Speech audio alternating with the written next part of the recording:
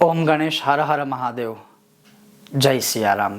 अब बहुत सारे लोगों ने मैसेज और ईमेल किए हैं कि गुरुजी थोड़ा कन्फ्यूज़न है विजया एकादशी के विषय में कि क्या वह 6 तारीख अर्थात 6 तारीख बुधवार को है या फिर 7 तारीख को है। बहुत ही शॉर्ट टाइम है लेकिन फिर भी मैं वीडियो बना रहा हूँ, तो आज वो संशय दूर करूँगा और उसके पीछे जो शास्त्रोक्त कथा भी है वो क्या है वो बहुत ही संक्षिप्त में आपको मैं श्रवण करवाऊँगा। अगर आपको यह विषय वीडियो पसंद आता है तो आप लाइक कीजिएगा, शेयर कीजिएगा, चैनल पर नए हो तो सब्सक्राइब करके घंटे का चिन्ह दबाइएगा। तो चलिए शुरू करते हैं। तो विजया एकादशी जो है वह 6 मार्च बुधवार को ही है और 7 मार्च को उसके पारण की विधि या पारण उसी दिन खोलने हैं, गुरुवार को 7 मार्च को। अब उसका रीज़न ये है, उसका कारण ये है कि जो एकादशी तिथि है वो 6 मार्च को सुबह 6:30 से आरंभ होकर 7 मार्च बृहस्पतिवार के दिन सुबह 4:13 को पूर्ण हो जाएगी। फिर भी कुछ देश काल अनुसार या कुछ संप्रदायों के अनुसार अलग अलग तरीके से वो इसका उत्सव या इस एकादशी को मनाते हैं, तो वो आप अपने हिसाब से देख सकते हैं। लेकिन पंचांग के द्वारा जो उदित तिथि हो या तिथि के जो नियम होते हैं या ज्योतिष शास्त्र के जो नियम होते हैं उसके अनुसार यही है कि 6 मार्च को ही एकादशी का व्रत करना है, 7 मार्च को उसका पारण खोलना है। पारण जो खोलने का जो समय है वो भी मैं आपको बताऊं तो 7 मार्च को दोपहर 2:01 से लेकर 4:23 के बीच में आप उस एकादशी का पारण खोल सकते हैं। तो 6 मार्च को ही आपको एकादशी का व्रत करना है और 7 मार्च को उसका पारण खोलना है। अब यह विजया एकादशी है क्या, विजया एकादशी के पीछे की जो कथा है वह क्या है, तो सर्वप्रथम मैं उसका संक्षिप्त थोड़ा सा महात्म्य बता दूं कि एकादशी जो यह है खास करके विजया एकादशी, इस विजया एकादशी का जैसा नाम है वैसा ही है कि यह हर क्षेत्र में हर जगह पर विजय प्राप्त देने वाली है, विजय प्राप्त कराने वाली है, इसीलिए इसको विजया एकादशी भी कहा जाता है। इसके पीछे की जो शास्त्रोक्त कथा है वो भगवान श्री रामचंद्र से जुड़ी हुई है। अब आप वह श्रवण कीजिए। धर्मराज युधिष्ठिर ने जैसे बाकी व्रतों के विषय में या बाकी कथाओं के विषय में जैसे भगवान श्री कृष्ण को पूछा था, वैसे ही इस एकादशी के विषय में भी पूछा कि हे भगवान कृष्ण, अब यह जो विजया नामक एकादशी है तो इसका महत्व क्या है, वह क्या है। तो जैसे पूर्णिमांत में इसे फाल्गुन मास में कहा जाता है और अमावस्यांत जो होता है वह माघ मास में इसको उत्सव की तरह मनाया जाता है एकादशी के स्वरूप में। तो भगवान बोले कि इसके व्रत के प्रभाव से मनुष्य को हर जगह पर हर क्षेत्र में विजय प्राप्त होता है। यह सब व्रतों में विजय प्राप्ति हेतु सबसे उत्तम एकादशी है। इसके श्रवण से, इसके पठन से और इसके करने से अवश्य ही सभी पापों का विनाश हो जाता है। एक समय देवर्षि नारद जी ने जगत पिता ब्रह्मा जी से कहा कि आप मुझे यह जो एकादशी है उसका विधान दीजिए। तब जाके ब्रह्मा जी कहने लगे कि हे नारद, विजया एकादशी का व्रत पुराने तथा नए पापों को नाश करने वाला है।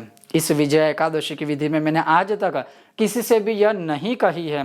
यह समस्त मनुष्य को विजय प्रदान करती है। त्रेता युग में मर्यादा पुरुषोत्तम श्री रामचंद्र जी को जब 14 वर्ष का वनवास हो गया तब वे श्री लक्ष्मण तथा सीता जी सहित पंचवटी में निवास करने लगे। वहां पर दुष्ट रावण ने जब सीता जी का हरण किया तब इस समाचार से श्री रामचंद्र जी तथा लक्ष्मण अत्यंत व्याकुल हो गए और सीता जी की खोज में इधर उधर वह चले गए। घूमते घूमते जब वे मरणासन्न जटायु के पास पहुंचे तो जटायु उन्हें सीता जी का वृतांत सुनाकर स्वर्ग लोक को प्राप्त करता है। कुछ आगे जाकर उनकी सुग्रीव से मित्रता हुई और बाली का वध किया। हनुमान जी ने लंका में जाकर सीता जी का पता लगाया और उनसे श्री रामचंद्र जी और सुग्रीव की मित्रता का वर्णन किया। वहां से लौटकर हनुमान जी ने भगवान राम के पास आकर जब समाचार कहे, श्री रामचंद्र जी ने वानर सेना सहित सुग्रीव की संपत्ति से लंका को प्रस्थान किया। जब श्री रामचंद्र जी समुद्र के किनारे पहुंचे तब उन्होंने मगरमच्छ आदि से युक्त उस अगाध समुद्र को देखकर लक्ष्मण जी से कहा कि इस समुद्र को हम किस प्रकार से पार करेंगे। तब लक्ष्मण जी ने कहा कि हे भ्राताश्री, आप यह प्रश्न मुझे कर रहे हो क्योंकि आप तो पुराण पुरुषोत्तम हो, आप स्वयं नारायण हो, आप आदि पुरुष हो, आप तो सब कुछ जानते हो। यहाँ से आधा योजन दूर पर कुमारी द्वीप में वक्दालभ्य नाम के मुनि रहते हैं, उन्होंने अनेक ब्रह्मा देखे हैं, आप उनके पास जाकर इसका उपाय पूछे। लक्ष्मण जी के इस प्रकार के वचन सुनकर श्री रामचंद्र जी वकदालभ्य ऋषि के पास गए और उनको प्रणाम करके बैठ गए, उनको नमस्कार किया, उनके चरण स्पर्श किए। मुनि ने भी उनको मनुष्य रूप धारण किए हो पुराण पुरुषोत्तम समझकर उनसे पूछा कि हे राम, आप तो आदि पुरुष हो, आप स्वयं नारायण के स्वरूप हो, आपका आना यहाँ कैसे हुआ? तब रामचंद्र जी कहने लगे कि हे ऋषि, मैं अपनी सेना सहित यहाँ आया हूँ और राक्षसों को जीतने के लिए लंका जा रहा हूँ। आप कृपा करके समुद्र पार करने का कोई उपाय बतलाइए, मैं इसी कारण आपके पास यहाँ पर आया हूँ। तब उन ऋषि मुनि ने, हे राम, यह जो एकादशी है जिसका नाम विजया एकादशी होगा, विजया एकादशी होगा, और जैसे मैंने कहा कि पूर्णिमांत फाल्गुन और अमावस्यांत माघ मास की यह जो कृष्ण पक्ष की एकादशी होगी, आप उसका व्रत कीजिए। यह करने से आप अवश्य विजय भी प्राप्त करेंगे और समुद्र पर भी आप विजय प्राप्त करके आगे बढ़ेंगे। इस व्रत की विधि यह है कि दशमी के दिन, अब ध्यान से सुनिए, यह व्रत करना कैसे होता है। हालांकि कुछ कुछ चीज़ें पहले के समय के अनुसार है, आप अपनी सुविधा के अनुसार, कन्वीनियंसी नहीं, सुविधा जो प्राप्त हो देश काल के अनुसार यह व्रत आप कर सकते हो। तब उन्होंने कहा कि दशमी के दिन स्वर्ण, चांदी, तांबा या मिट्टी का एक घड़ा बनाए, उस घड़े को जल से भरकर तथा 5 पल्लव रख वेदिका पर स्थापित करें। एक प्रकार से इसे पुण्यावाचन आप कह सकते हैं। उस घड़े के नीचे सतनजा और ऊपर जौ रखे, अर्थात उनका जो चौकी स्थापन किया जाता है वह है। उस पर श्री नारायण भगवान की स्वर्ण की मूर्ति या जो प्राप्य हो उस प्रकार से मूर्ति की स्थापना करें। एकादशी के दिन स्नान आदि से निवृत्त होकर धूप, दीप, नैवेद्य, नारिकेल अर्थात श्रीफल आदि से भगवान की पूजा करें। एक प्रकार से यह 16 उपचार पूजा हो गई।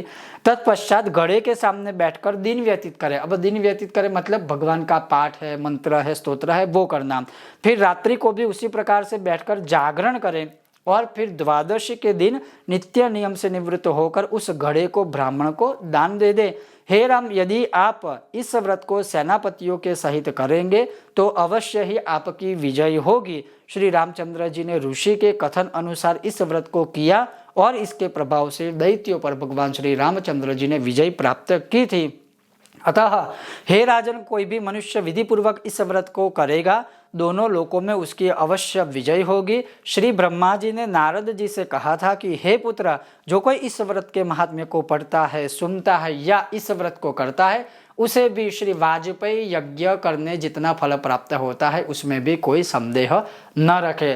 तो अगर हम इसको समझे, क्योंकि सिर्फ कथा व्रत करने से ही सिर्फ फल नहीं मिलेगा, उसको समझना भी पड़ेगा कि भगवान आदि पुरुष साक्षात नारायण होने के पश्चात भी उनको सर्व था। क्या उनको नहीं पता होगा? जो लक्ष्मण जी भी कहते हैं, जो ऋषि मुनि भी उनको पूछते हैं, पता ही होगा। लेकिन फिर भी जो कहते हैं ना, एक मर्यादा, जो संसार को चलाने का एक धर्म होता है, जो एक गृहस्था धर्म होता है, बहुत सारी चीज़ें कि जैसे जैसे जीवन में जो जो चीज़ आती है और जिस जिस जगह पर जिसकी आवश्यकता होती है तो उनके मार्गदर्शन लेकर उनका पालन करें। क्योंकि भगवान ने स्वयं भी यह व्रत किया था ऋषि मुनि के ज्ञान, उनकी तपश्चर्या, उनके ज्ञान कथा के अनुसार, और भगवान ने जब यह व्रत किया तब उनकी भी विजय प्राप्त हुई और उसी वजह से इस एकादशी को विजया एकादशी कहा जाता है।